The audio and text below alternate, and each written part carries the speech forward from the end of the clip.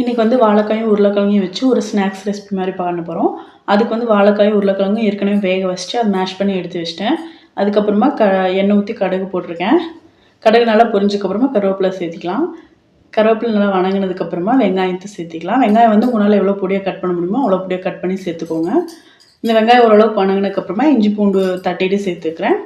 இந்த இஞ்சி பூண்டு வந்துட்டு நல்லா வணங்கட்டும். வணங்கினதுக்கப்புறமா மஞ்சத்தூள் கொஞ்சமாக சேர்த்துக்க போகிறேன். அதுக்கப்புறமா இது கூட காரம் வந்து உங்களுக்கு எவ்வளோ தேவையோ அவ்வளோ மிளகாத்தூள் சேர்த்துக்கலாம். மிளகாத்தூள் சேர்த்துட்டு இதை லைட்டாக ரெண்டு நிமிஷம் வணக்கிக்கலாம். வணக்கினதுக்கப்புறமா நம்ம மேஷ் பண்ணி வச்சுருந்தோம் இல்லையா உருளைக்கிழங்கையும் வாழைக்காயும் அதையும் சேர்த்துட்டு நல்லா மிக்ஸ் பண்ணி விட்டுடலாம். இதுக்கப்புறம் அடுப்பு வந்து ஆஃப் பண்ணிடலாம்.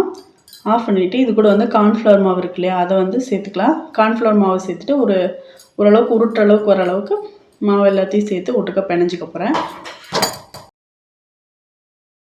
இது எல்லாத்தையும் வந்துட்டு இந்த அளவுக்கு பிணைஞ்சு எடுத்துக்க போகிறேன்.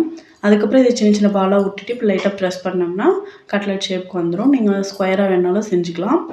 இது மாதிரி எல்லாத்தையும் உருட்டி எடுத்துக்க போகிறேன். அதுக்கப்புறம் கொஞ்சம் கார்ன்ஃப்ளவர் எடுத்து தண்ணியில் கரைச்சி எடுத்துக்க போகிறேன். இது வந்து ரொம்ப கெட்டியாக இல்லாமல் தண்ணி அது மாதிரி இருக்க மாதிரி கரைச்சி எடுத்துக்க போகிறேன். அதுக்கப்புறம் ப்ரெட் க்ரம்ஸ் எடுத்துருக்கேன்.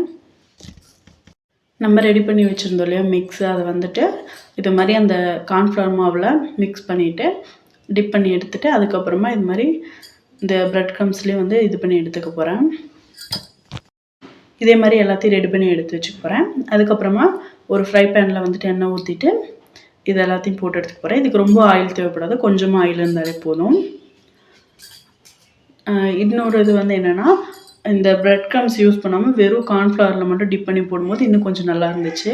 இந்த ப்ரெட் க்ரம்ஸ் யூஸ் பண்ணி போடும்போது வந்துட்டு உள்ளே கொஞ்சம் மாவாக இருக்க மாதிரி இருந்துச்சு, வெளியில் இதாக இருக்க மாதிரி இருந்துச்சு. இந்த ப்ரெட் க்ரம்ஸ் மட்டும் அவாய்ட் பண்ணிவிட்டு நம்ம நார்மலாக இது பண்ணும்போது இன்னும் சூப்பராக இருந்துச்சு. அது வந்து நான் கடைசியில் ப்ரெட் க்ரம்ஸ் சேர்க்காமல் செஞ்சதோட வீடியோ போட்டிருப்பேன், பாருங்கள்.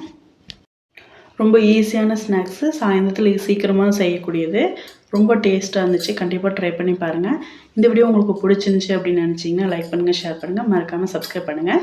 இது வந்துட்டு நான் கார்ன்ஃப்ளவர் மட்டும் யூஸ் பண்ணது, ப்ரெட் க்ரம்ஸ் யூஸ் பண்ணாதது. இது பார்த்திங்கன்னா உள்ளே சூப்பராக வந்துருந்துச்சு. பாய்.